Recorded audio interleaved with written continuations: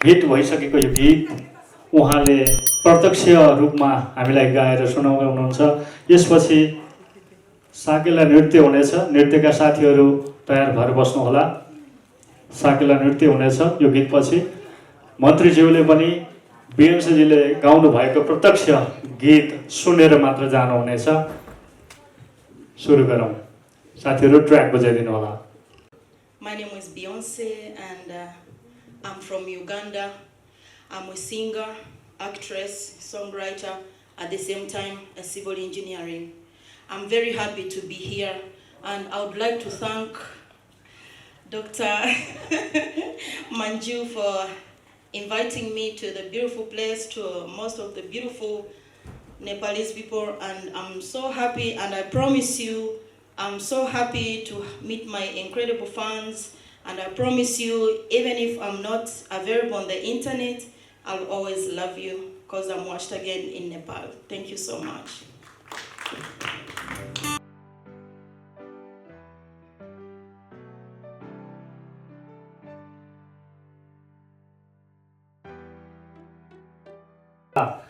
बिगार्छु होला अंग्रेजी नाम, त्यो पनि लामो नाम छ। डी क्याप्टेन बियोन्से फेमेसी मिलाएर बुझ्नु होला। उहाँको नाम हामीले प्रायले बियोन्से भनेर चिन्छौँ। उहाँले राजन राज शिवाकोटीको सङ्गीतमा रहेको बहुत चर्चित गीत फुलबुट्टे सारीलाई गाएर निकै चर्चित हुनुभएको थियो र हामी माझ उहाँ परिचित हुनुभएको थियो। यहाँलाई अतिथिको आसन ग्रहण गरिदिनु हुनको लागि हार्दिक अनुरोध गर्दछु। मैले नेपालीमै भने उहाँले नेपाली बुझ्नुहुन्छ।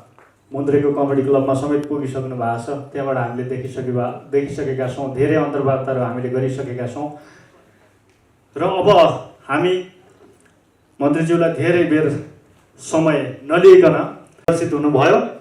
मैले चलचित्र पत्रकार सङ्घ नेपालका महासचिव समीर बलामीलाई पनि देखिरहेको छु। यथा स्थानमा आसन ग्रहण गरिदिनुको लागि हार्दिक अनुरोध गर्दछु।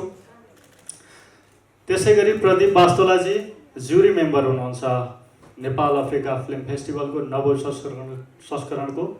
प्रदीपजी अभिनेता हुनुहुन्छ, पछाडिबाट आइरहनु भएको छ।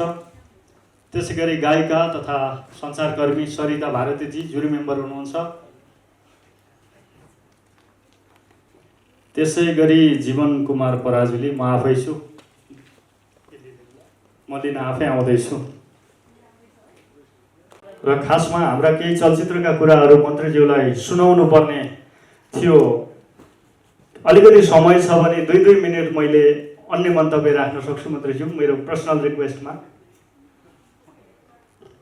चलचित्र निर्माता सङ्घका अध्यक्ष आकाश अधिकारीज्यू, उहाँको एकदमै यस समारोहको सभापतिज्यू, प्रमुख अतिथिज्यू, विशेष अतिथिज्यूहरू र अतिथिज्यू यहाँ उपस्थित सम्पूर्ण चलचित्रलाई फिल्म फेस्टिभल हुँदाखेरि यति हर्ष लाग्छ कि हामीले पनि यही सोचिरहेको थियौँ कि किनकि अफ्रिकामा कति हामी नेपाली चलचित्रकर्मी पुग्यौँ होला, कति पुगेका छैन होला।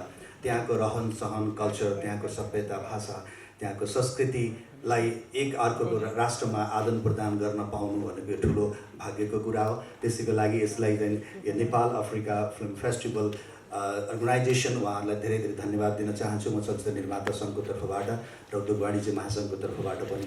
र यस्तै किसिमको एउटा सानो सपना हामीले पनि देखेका थियौँ। केही दिन अगाडि लास्ट इयर सम्मान्य राष्ट्रपतिज्यूलाई गएर भेटेर नेपालको झन्डै 95 राष्ट्रमा फैलिएर बसेका दूतावास र कन्सुलेटको मार्फतबाट नेपाली सिनेमाको पनि विश्वमा फेस्टिभल होस् भन्ने कुरा राखेका थियौँ।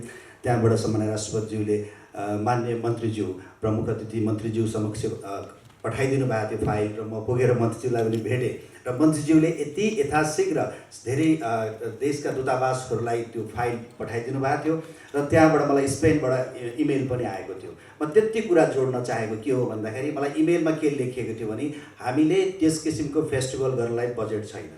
त्यस कारणले आकाशजी सम्पूर्णले नेपाली चलचित्रको के अरे बजार विस्तारको लागि र यसको बजारको लागि हामी फेस्टिभल गराउन चाहन्छौँ, तर हामीलाई बजेट छैन भनिएको थियो र मैले माननीय मन्त्रीज्यू, परराष्ट्र मन्त्रीज्यूलाई यही राख्न चाहेको हो कि बजेट धेरै निकटमा आइरहेको छ।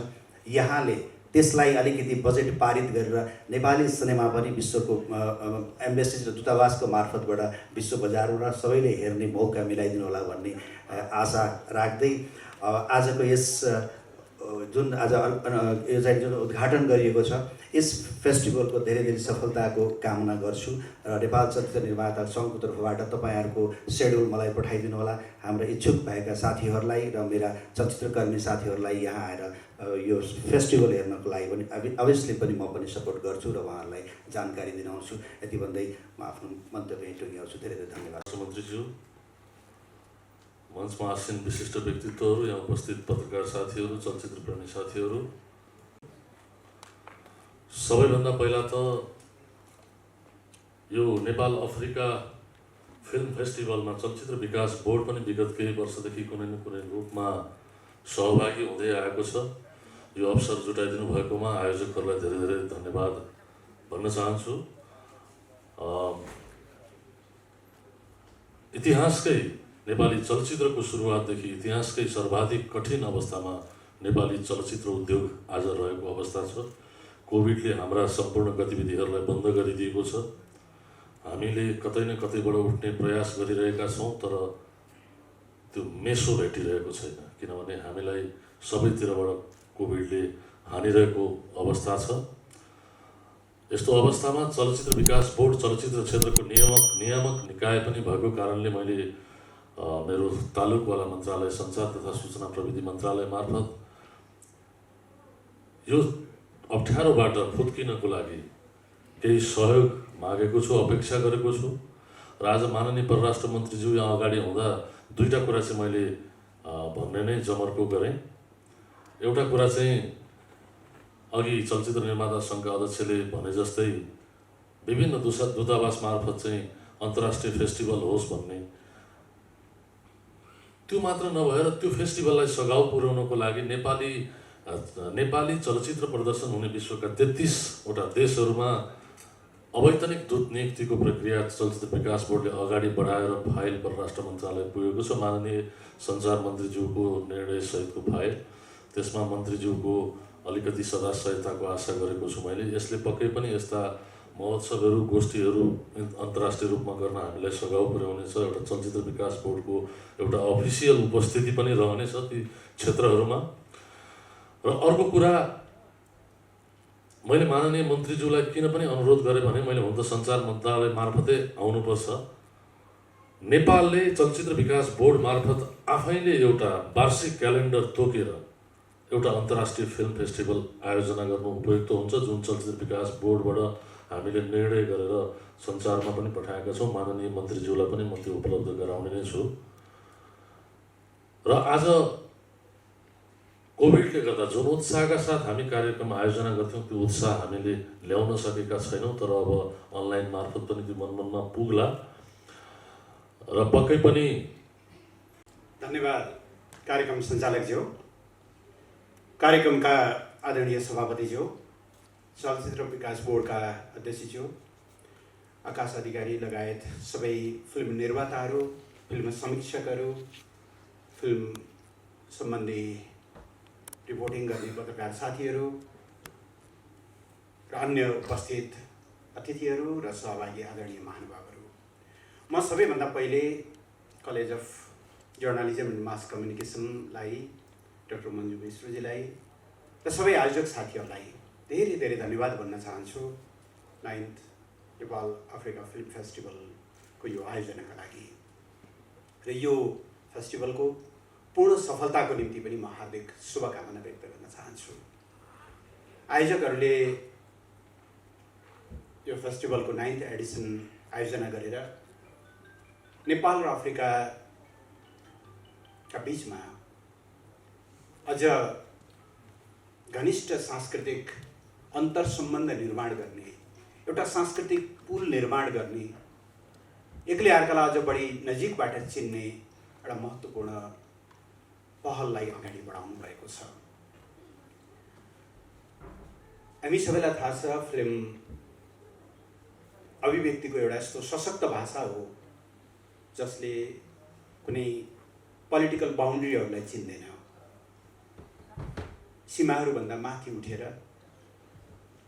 मानवीय भावनाहरूलाई, राष्ट्रका जनताका पीडाहरू र आशाहरूलाई, सफलता र विफलताहरूलाई, खुसी र आँसुहरूलाई सजिलै उसले पस्किन सक्छ।